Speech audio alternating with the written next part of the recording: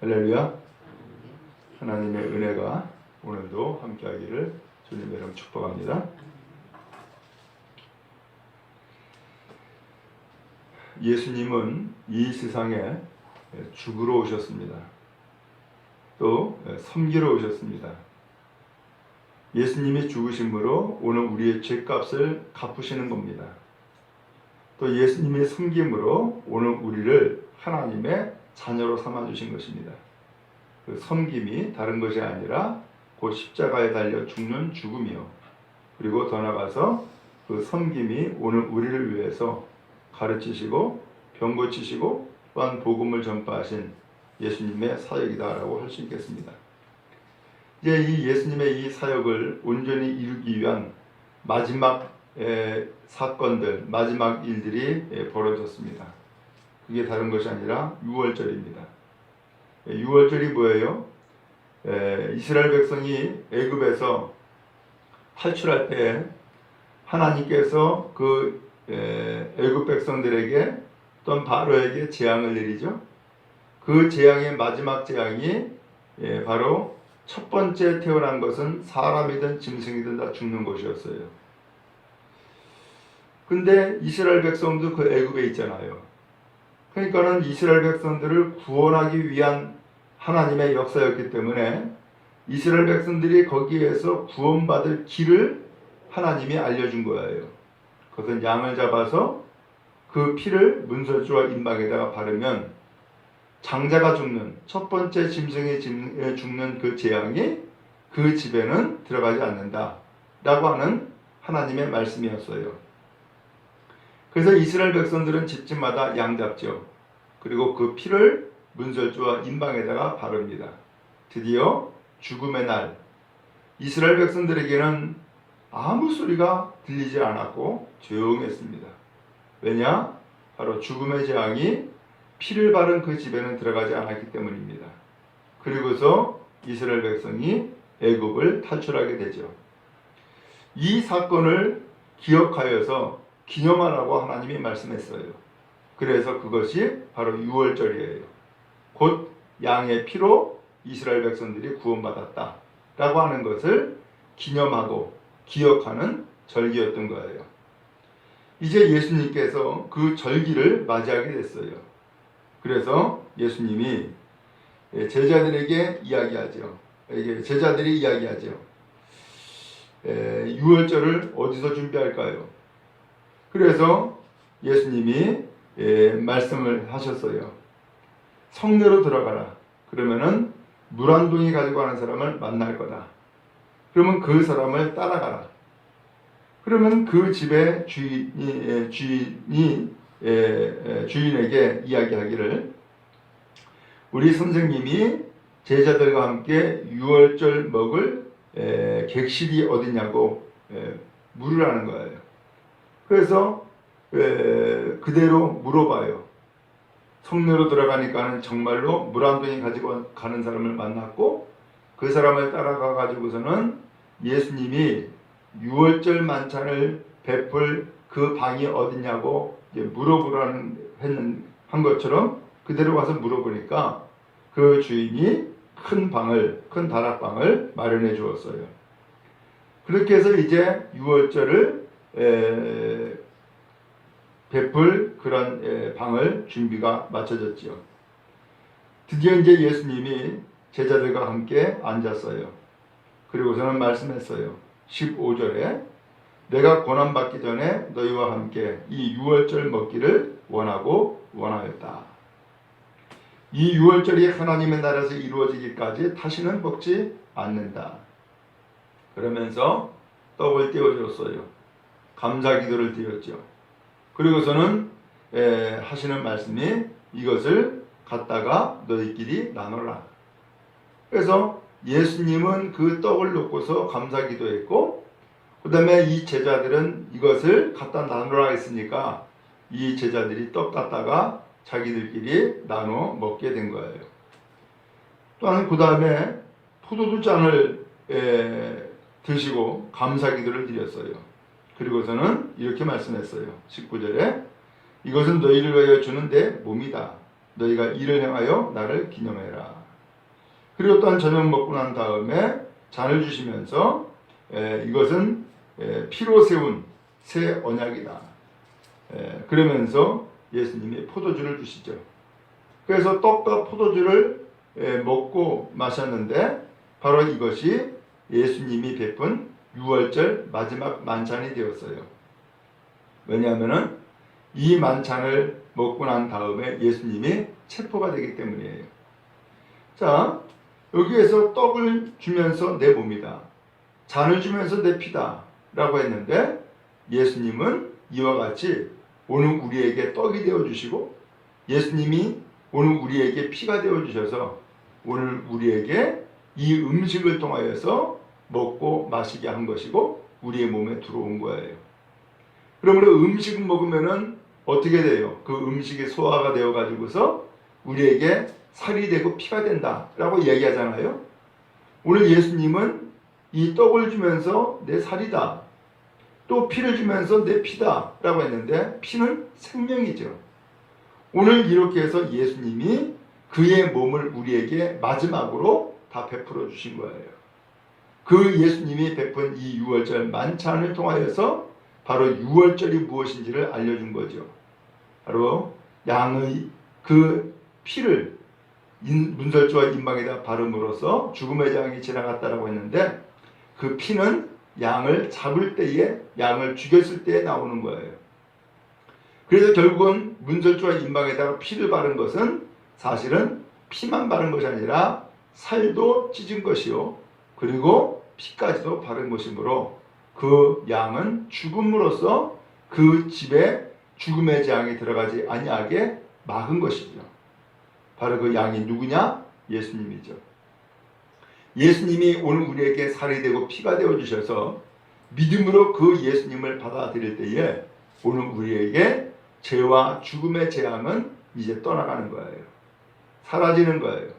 그리고 오늘 우리는 건강하게 되고 또한 영원한 생명을 부여받게 되어지는 거예요. 바로 이것이 유월절 양을 의미한 거예요. 오늘 우리는 이 유월절 양인 예수님을 믿습니다. 또한 그 예수님을 우리는 받아들입니다. 그리고 그 예수님이 우리에게 살이 되시고 피가 되신 것을 우리는 믿고 고백합니다. 오늘 그런 의미에서 유월절 만찬 되신 예수님이 오늘 우리의 살이 되고 피가 되시는 것을 믿고 또한 주님이 내 안에 살아 역사하심을 고백하는 믿음의 은혜가 있기를 간절히 바랍니다. 한편 이와 같이 예수님은 죽음의 길로 가시는데 공교롭게도 사람들은 그러면 어떻게 했느냐? 사람들은 한결같이 예수님의 죽음을 따르지 못했어요. 왜 그러느냐? 이유는 딱 한 가지. 죽음의 길은 예수님만 가시는 길이기 때문에 그랬어요. 사람들은 그 예수님을 따라가지 못합니다. 왜? 모든 사람들이 다 죄를 범하였기 때문에 사람들이 죽는 것은 죄의 대가예요. 그러나 예수님은 죄가 없는 하나님의 아들이세요. 그 예수님이 십자가 달려 죽으시는 것은 죄를 지었기 때문에 죽는 것이 아니라 죄를 다, 사람들의 죄를 다 짊어지셨고 그 죄값을 해결해 주시기 위해서 예수님은 십자가 달려 죽으신 거예요. 그러므로 예수님의 죽음과 사람들의 죽음은 다른 거예요. 예수님은 죽음으로 오늘 우리의 죄를 갚으셨고 예수님은 그 죽음으로 오늘 우리에게 생명을 주신 거예요. 오늘 예수님이 그 길을 가시는데 예수님을 따른 사람이 있느냐? 없어요. 거기 24절부터 보니까는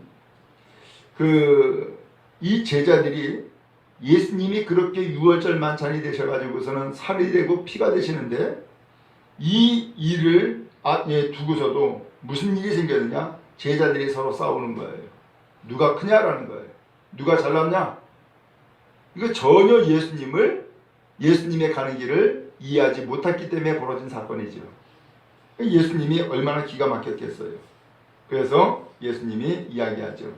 26절에 너희 중에 너희는 그러지 않을지니 너희 중에 큰 자는 젊은 자와 같고 다스리는 자는 섬기는 자와 같을지니라. 오히려 누가 크냐, 누가 우두머리냐, 누가 앞섰느냐, 이것 가지고서 싸우지 말고 오히려 섬기는 자가 되라는 거예요. 왜? 예수님을 믿고 의지한다라고 하는 것은 1등이 되고자 하는 것이 아니고 큰 자가 되려고 하는 것이 아니라 예수님이 이 땅 가운데 오셔서 행하신 것처럼 섬기는 자가 되려고 하는 것임을 예수님이 말씀하고 있죠. 오늘 예수님은 이와 같이 참으로 섬기는 자가 되기를 말씀했지만은 공교롭게도 이 제자들은 예수님의 그 뜻을 알지 못하고 서로 다투었어요. 또 34절에 보니까 베드로에게 말씀합니다. 오늘 닭 울기 전에 내가 3번 나를 모른다고 부인하리라. 베드로는 펄펄 뛰죠. 나는 절대 그러지 않겠다고. 나는 아예 하나님 앞에, 예수님 앞에 목숨 바칠 거 각오했다고. 그러면서 그렇게 주장했지만 결국 어떻게 됐어요? 이 베드로, 예수님이 말씀한 것처럼 그날 밤 3번을 부인하는 그런 일들이 있었죠. 이와 같이 예수님의 가는 길을 아무리 우리가 다짐한다고 해도 그렇게 예수님을 따를 수 있는 것이 아닌 것을 알게 돼요. 참 공교롭게도 그래요. 우리 성도들 가운데서도 우리가 함께 신앙생활하고 함께 이 교회를 이루면서 각각 다짐을 해요. 나는 죽을 때까지, 머리가 팥뿌리가 될 때까지, 나는 어떻게 하겠다. 근데 그게 각오대로, 마음대로 되지 않아요. 오늘 이 베드로도 보니까 뭐라 그래요? 나는 예수님과 함께 죽을 것을 각오했다는 거예요. 근데 각오 가지고서 신앙생활 하는 게 아니거든요. 어떻게 돼요? 안 돼요. 결국은 부인하고 말았어요. 또 사람들은 또 어떻게 했느냐? 거기 66절에 보니까는 백성의 장로들, 대제사장과 서기관들, 이 사람들이 모였어요. 그리고서는 이들이 서로 소위 말하면 음모를 꾸민 거예요. 어떻게 하면 예수를 가말로 사람들에게 동요를 일으키지 않고 죽일까? 라고 한 거예요. 그러면서 그들이 음모를 꾸며가지고서 결국은 어떻게 했느냐? 가룟 유다에게 이 예수를, 가룟 유다가 예수를 배반하게 만들죠. 그래서 이 가룟 유다 역시도 예수님 제자 아닙니까? 근데 예수님의 제자인 가룟 유다가 어느 날 예수를 팔아먹기 위해서 그 제사장들을 만나요. 그리고서는 내가 예수를 넘기겠다. 그러니까 그렇게 제안하니까 얼마나 좋아요. 그들이 좋다고, 고맙다고, 그러면서 돈을 주겠다는 거예요. 그래서 은 30을 받았어요. 그리고 예수를 그때부터 팔아 넘길 기회를 찾게 되죠. 드디어 예수님이 겟세마네 동산에서 기도하시고 또한 기도를 마치고 나서 이제 예수님의 가시는 길을 가게 될 때에 가룟 유다가 나타나죠. 그리고선 예수님에게 입맞추면서 인사를 해요. 이것은 작전이었고 사인이었어요. 내가 입맞추는 자가 바로 예수다. 그 예수를 잡아라 라고 사인을 했던 거예요. 결국 예수님은 이 가룟 유다의 배신으로 체포가 되죠. 근데 이 예수님이 체포가 되는 것은 가룟 유다만의 배신이 아니라 사실은 대제사장, 서기관, 백성의 장로들이 서로 음모를 꾸미고 작당했던 일이었던 거예요. 결국 이렇게 해서 예수님은 체포가 되는 일을 겪게 돼요. 한편 예수님이 이렇게 체포가 되자 63절에 보니까는 사람들이 뭐 했느냐? 예수를 희롱하고 때렸어요. 그리고 눈을 가리고서는 마치 장난하듯이 이야기한 거예요. 너를 때린 자가 누구냐? 한번 네가 선지자 노릇 한번 해봐라 하면서 소위 말하면 퀴즈 내듯이 한 거예요. 또한 65절에 보니까 이외에도 많은 말로 욕하더라. 결국 여기서 이 성경 누가복음 22장에서 예수님은 십자가의 죽음의 길을 지금 뚜벅뚜벅 가고 계시는 거예요. 그런데 예수님의 그 죽음의 길에 동참한 사람이 있어요? 아무도 없어요.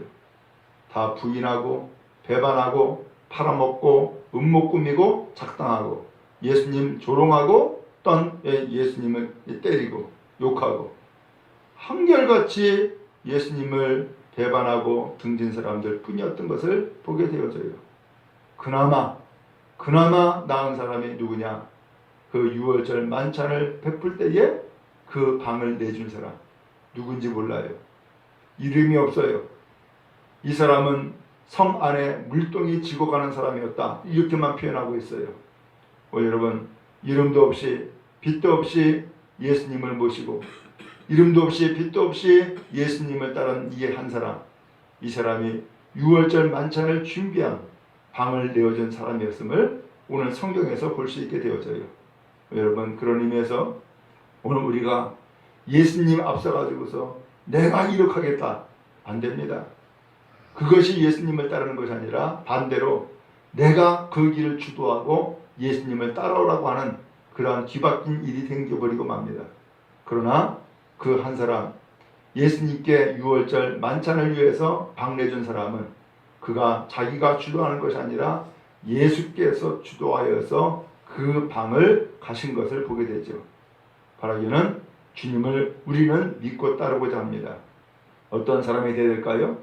바로 예수님께서 말씀하시는 것을 잘 듣고 또 예수님의 말씀에 순종함으로 믿음의 길을 가는 우리 모두 다 될 수 있기를 간절히 바랍니다. 그래서 믿음은 또 다른 표현으로는 순종이에요. 그 순종이 곧 오늘 우리의 믿음을 굳세게 하는 거예요. 주님을 온전히 따르는 복된 성도 다 되기를 간절히 바랍니다.